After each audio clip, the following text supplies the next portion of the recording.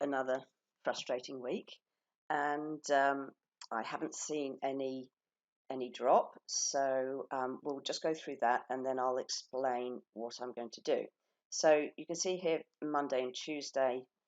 For some reason, I'd gone again. I'd gone. I don't know why I went up on Tuesday, but we went up on Tuesday, and then by Thursday, I had done a little bit of a drop, which is, I mean, I'm still seeing that pattern, but it's still not coming down overall. So this just kind of indicates that although I've hit my sort of my calorie targets are sort of bang on. Looking at the overall breakdown, I think I'm too high in the fats here, so I'm going to have to shuffle around some macros here, reduce my fats a bit, and I'm definitely going to reduce my carbs. So we'll get into that in a bit. I wanted to work a little bit on the consistency, and it's looking better, but there's still room for improvement. So we'll definitely work on that again this week. And then, of course, still very heavily stacked towards the protein. But there are a couple of days you can see where my fats are sort of creeping up towards the 100 mark. So that definitely needs to come down. It needs to be much more consistently sort of around about the 50 to 60 grams a day range. So you can see from here, unfortunately, the photos are a little bit blurred this week, but there's really no change to report. So what am I going to do about it? Well, as I said, I think the fats are a little bit high. I really want that back down at the 25% range, which is what I usually am. So let's go to my magic spreadsheet. This is what it's working out at the moment. So I really need to bring the fats back down to 25. And I'm actually going to do quite a radical change for me. And I'm going to take the carbs down to 15%, which means my protein will then be up at 40, 60. Yeah. But what I'm not going to do this time is I'm actually not going to increase the protein in line with the carbs that I've taken out. I'm actually going to do a calorie drop. Because it's clear that I'm just not in enough of a deficit to start losing. So this is quite a radical departure for me. Like I said, in week one, what I usually do is I calorie match as I flip the macros, but before I reduce the calories. But clearly, I'm just not in enough of a deficit. So I'm going to take the carbs out. All it means is I just don't have my sweet potato at afternoon snack. It's really not very drastic. And then with the fats, all I'll do is I've been having a dessert spoon of desiccated coconut in my soup at night, along with the flax seeds. So I'll just take out the dessert spoon of coconut. So in real terms, it's not that much different in terms of food, but it'll just rebalance the macros a little bit, much more to where I want them to be stacked. So that's what I'm going to do this week. Now, the one thing I haven't talked about, and I probably ought to talk about, is how I set up my training. I have actually had a request to go through my training, and I'll give you a link to a blog post that I wrote a while ago about how I do my training. But essentially, my training is it's pure hypertrophy. So I always work in the sort of 3 to 4 sets, 8 to 12 reps range. Do a lot of supersets and drop sets as well. And then how I stack it is I work my program from sort of compound exercises down to isolation exercises. So in terms of my program, it doesn't really change. I've always really worked primarily with hypertrophy. Every now and then I do throw in a sort of strength or a power thing just to shake things up a little bit. But over the whole course that I've been doing bodybuilding, I've really worked in the hypertrophy range purely for growth. Now, I don't change my program. And some of you might find that a little bit strange, but what my program does is it works on a theory of continuous adaptation. So every workout I do is different. So even though my program, what I mean by program is what I do when I go to the gym is the actual exercises, and it's much more clear if you read the blog. It's much more clear because I think I've got some pictures of it.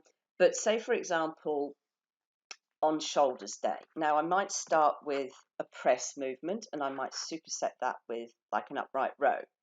And that might be the overall program. Now, within those two exercises, you can use different bits of equipment. So I might use a Smith machine to do the press, or I might use dumbbells to do the press, or I might do a press with the barbell, or I might use cables. And then when I do the superset, I'll use a different piece of equipment. So might use a wide grip upright row or a close grip upright row, or I might use a cable upright row. So within just those two exercises, excuse me, a shoulder press and an upright row, you can see by rotating the different sorts of equipment, I've created a different loading pattern on my muscles. So every single workout I do creates a different loading pattern on my muscles, which forces them to continuously adapt. So this is how I get around the issue of running a program for 4 or 6 weeks and then having to change it to a new program. Because every single workout I do is completely different, I don't need to worry about sort of 4-week programs or 6-week programs or anything like that. So that's how I work my training. Now, when it comes to prep, the way that I change my training for prep is, let's take the same example with the shoulders. So I start with my press and I superset it with my upright row. Then I would off season I would rest for 2 minutes before I do the next superset. Now coming into comp, what I would then do is I would build in intensifiers to crank up my heart rate and sort of increase fat burning. And what I mean by intensifiers is metabolic conditioning work. So it might be sled drives, it might be kettlebell swings, it might be battle rope slams, single arm battle rope slams, double arm battle rope slams, it might be dead ball drops, it might be box jumps, it might be bunny hops over a bench, it might be single step ups with a hop on a bench. It could be squat press, sort of kettlebell squat presses. All of these dynamic exercises, you do it for just 30 seconds, and I do build up to 45 seconds or even a minute in my rest phase. It cranks up the intensity of your workout so that you're doing more work within the same amount of time. So my workouts are always 45 minutes. By the end of prep, I'm probably doing almost a full, like a 12 to 15 minute hit within that same 45-minute workout.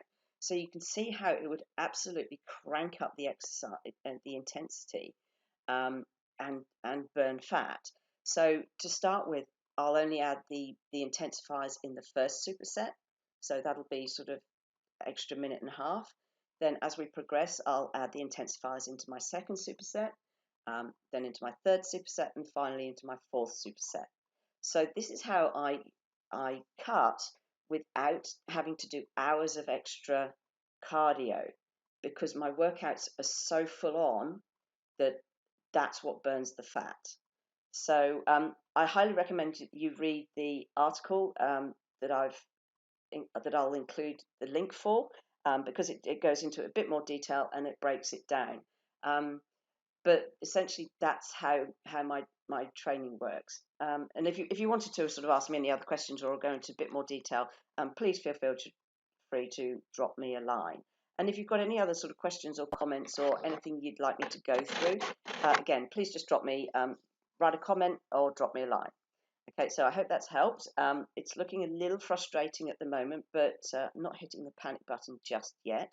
This can happen. Preps often sort of go in fits and starts, or what's it called? It's called, I think it's plateaus and whooshes or something like that. So you might hold, stop for a while, and then all of a sudden you'll get a whoosh of fat loss. So yes, it's looking a little frustrating at the moment, but like I say, I'm not hitting the panic button.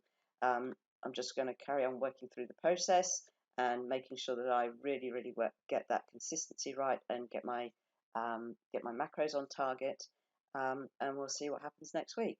So I hope this is being helpful for you.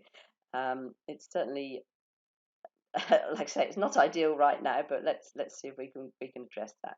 And actually, I hope it highlights sort of the typical sort of issues you might come across on a comp prep, and how that it's all perfectly normal, and what you can do about it. So take care, and I'll talk to you next week.